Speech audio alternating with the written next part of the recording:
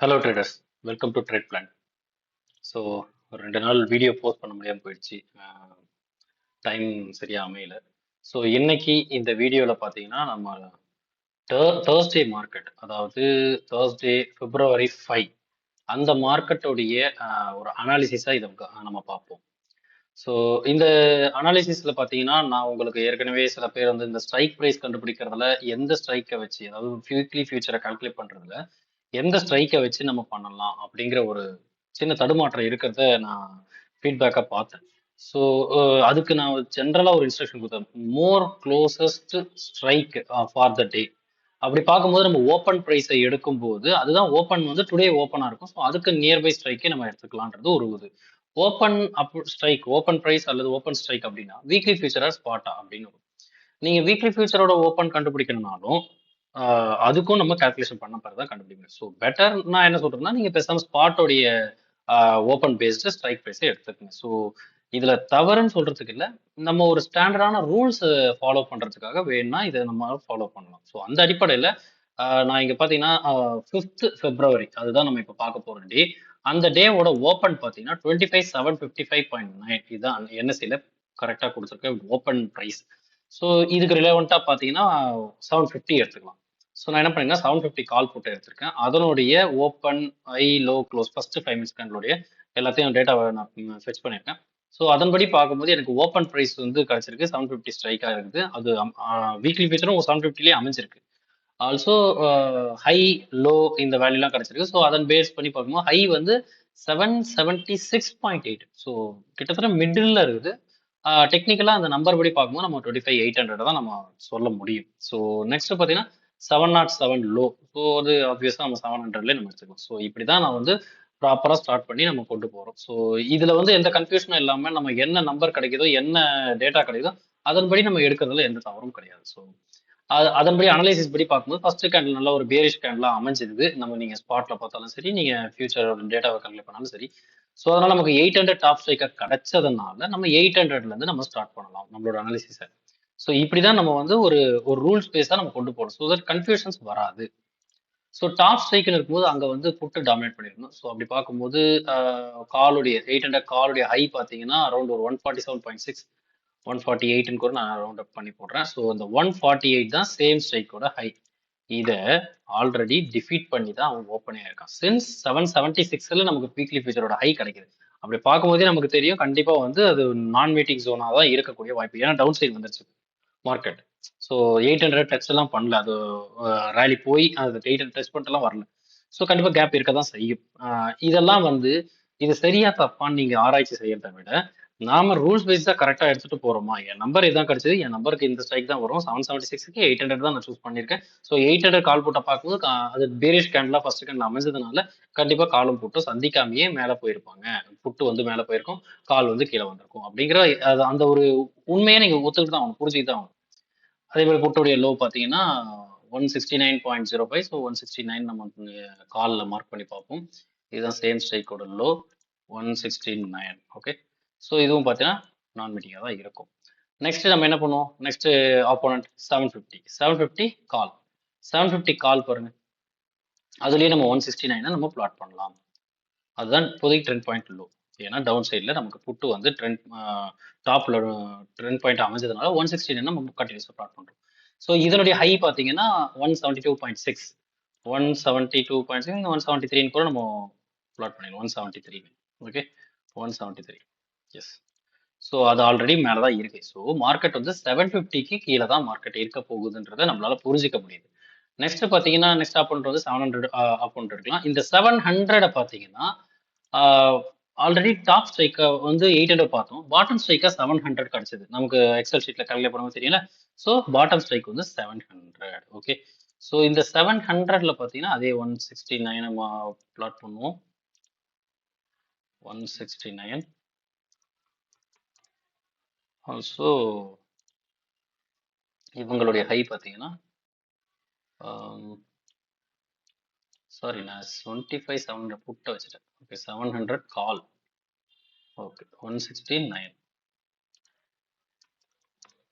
Fine. இதனோட காலுடைய high பார்த்தீங்கன்னா அரௌண்ட் ஒரு 200.6. ஸோ 201 அப்படிங்கிற நீங்கள் ப்ளாட் பண்ணிக்கலாம். 201. ஓகே. ஸோ இதுவும் பீட் பண்ணி எங்கே நடந்திருக்கு, செகண்ட் கேண்ட்லேயே பீட் ஆயிருக்கு, ஒரு புல் பேக் நடந்திருக்கு. சரி, இந்த நேரத்தில் 700 கால் புட் பாட்டம் ஸ்ட்ரைக்கு என்னவா பிஹேவ் பண்ணிட்டு இருந்துன்னு பார்க்கலாமா? அது வரை 700 கால் புட், ஏன்னா அது பாட்டம் ஸ்ட்ரைக்கை தான் நம்ம எடுத்திருந்தோம். ஸோ இதை எடுத்துரும். ஓகே, இங்கே கால் டாமினேட் பண்ணியிருக்கணும், ஆக்சுவலாக கால் டாமினேட் பண்ணிருக்கணும். அப்போ புட்டுடைய ஃபர்ஸ்ட் கேண்டலோட ஹை பார்த்தீங்கன்னா 152. இது ஜஸ்ட் உங்களுக்கு எக்ஸாம்பிளுக்காக நான் போட்டு காட்டுறேன். இது 152 சேம் ஸ்ட்ரைக் உடைய ஹை பாருங்க. இதனுடைய ஃபர்ஸ்ட் கேண்டலோட லோ பார்த்தீங்கன்னா அரௌண்ட் ஒரு 160. எஸ், 160. ஸோ அதையும் இங்கே மார்க் பண்ணி பார்க்கலாம். 160. ஸோ இங்க என்ன தெரியுதுன்னா, ஃபர்ஸ்ட் கேண்டலோட முடிவுல காலும் பார்த்தீங்கன்னா புட்டுடைய ஹைக்கு மேல தான் இருக்குது, புட்டு வந்து காலுடைய லோவுக்கு கீழே இருக்கு. அப்படின்னா பாட்டம்லயே உங்களுக்கு ட்ரெண்ட் பாயிண்ட் சினாரியோ தானே ஃபர்ஸ்ட் கேண்டல் முடியும் போதே. எஸ், டெக்னிக்கலி ஸ்பீக்கிங் வேல்யூ படி அப்படிதான் இருக்குது. பட் ஒன்லி திங் நெகட்டிவ் க்ளோஸா இருக்குது. ஸோ இதை அவசரப்பட்டு நீங்க ட்ரெண்ட் பாயிண்ட் குவாலிஃபிகேஷன் கன்சிடரேஷனுக்குள்ள எடுத்துக்காம கொஞ்சம் அப்சர்வ் பண்றது நல்லது. ஸோ அப்போ வேலிடான அப்சர்வேஷன் எது, ட்ரெண்ட் பாயிண்ட் அப்சர்வேஷன் எது, டாப்ல மட்டும் தான். ஸோ அதுக்கேற்ற மாதிரி ப்ராக்ரஸிவா டவுன் சைட்ல நமக்கு மார்க்கெட்டும் மூவ் ஆயிருக்கு. ஸோ இந்த ஒரு விஷயத்தையும் நீங்க புரிஞ்சுக்கணும்னு நான் சொல்ல வரேன். நம்ம ஒரே ஸ்ட்ரெச்சில் நம்ம புட் சைட்ல இருந்து நம்ம டேரக்டா போறோம், ஆனால் லைவ்ல நான் இதையும் தான் பார்ப்பேன் அப்படிங்கிறத நீங்க புரிஞ்சுக்கணும். ஓகே. ஸோ நெக்ஸ்ட் பார்த்தீங்கன்னா அஸ் யூஷுவல் நம்மளுடைய 800 புட்டுக்கு போயிடுவோம். ஸோ அவன் தான் இப்போ இன்னையோட trend point. So trend point பார்த்தீங்கன்னா ரேலி நடந்துட்டு இருக்குது. ஸோ 700 காலையும் டிஃபீட் பண்ணியாச்சு, 700 காலையும் டிஃபீட் பண்ணியாச்சு. நெக்ஸ்ட் 650 புட்டு. 650 புட்டு பார்த்தீங்கன்னா 650 கால், 650 காலுடைய ஹை வந்து அரௌண்ட் ஒரு 231.6, 232ன்னு வச்சுப்போம். ஸோ 232.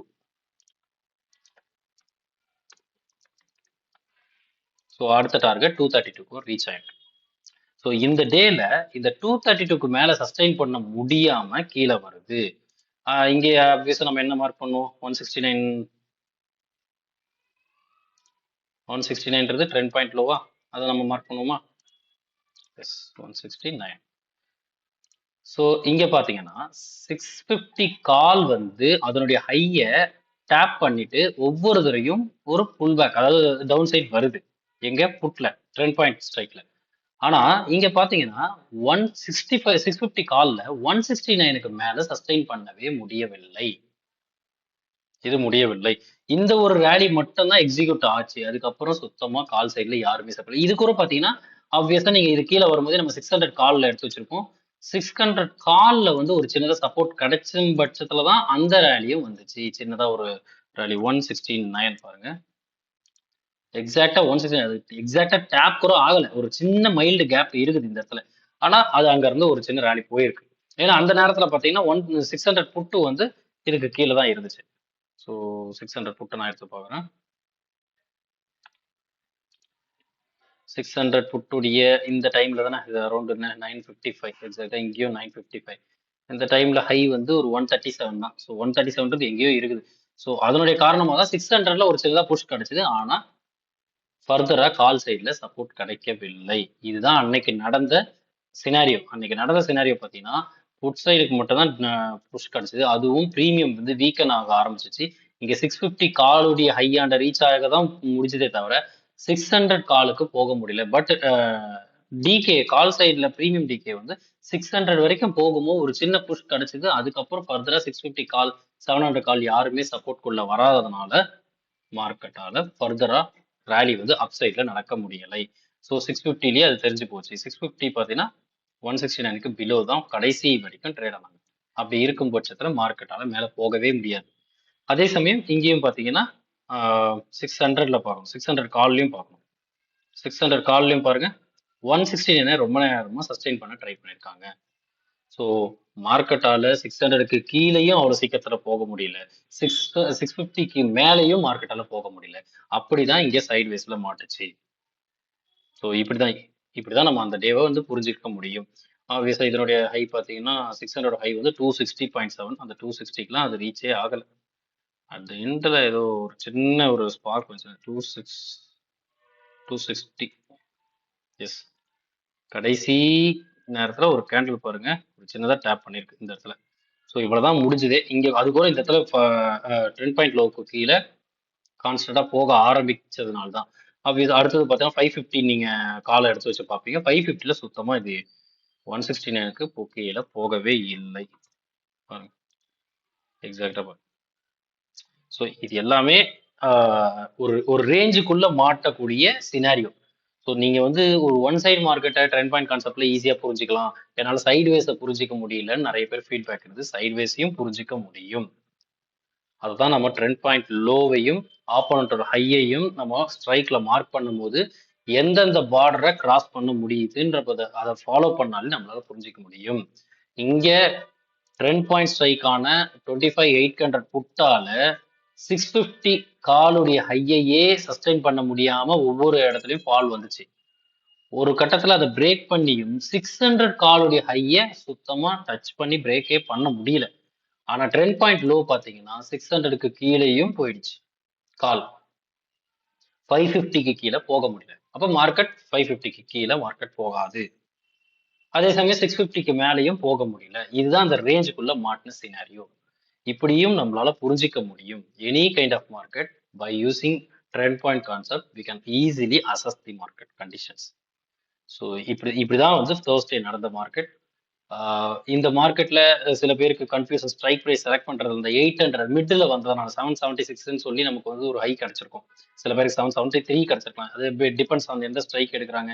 1 or 2 பாயிண்ட்ஸ் டிஃபரன்ஸ்ல இருந்திருக்கலாம். ஆனா மிடில்ல இருக்கும் போது ஒரு கன்ஃபியூஷன்ஸ் இருக்குன்னு சொல்றாங்க. ஸோ அதுக்கு வந்து நாம தான் ஒரு ரூல் புக்கா செட் பண்ணிடணும். Either we have to choose 750 or 800 based on always நம்ம எப்படி அதை சூஸ் பண்றது. இந்த இடத்துல நான் டெக்னிக்கல் நம்பர் படி 800 சூஸ் பண்ணி உங்களுக்கு பண்ணி காட்டணும். இதே 750 சில பேர் சூஸ் பண்ணியிருந்தா இதே ட்ரெண்ட் பாயிண்ட் லோ வந்து வேற ஏதாவது ஒரு வேல்யூ வந்திருக்கும். அதுக்கேற்ற மாதிரி மார்க்கெட்டை அப்சர்வ் பண்ணிருப்பீங்க. பெரிய மிஸ்டேக் வரதுக்கு வாய்ப்பு இல்லை. பக்கத்து ஸ்ட்ரைக்ல இருக்கும்போது நம்ம எடுக்கக்கூடிய ஸ்ட்ரைக்கு ஏற்ற மாதிரி நம்ம மார்க்கெட்டை அப்சர்வ் பண்ணுவோம். கான்செப்ட் ஒண்ணுதான். So that's it. இந்த தேர்ஸ்டேவோட மார்க்கெட் இந்த அனாலிசிஸ் இவ்வளோ தான் இருக்குது.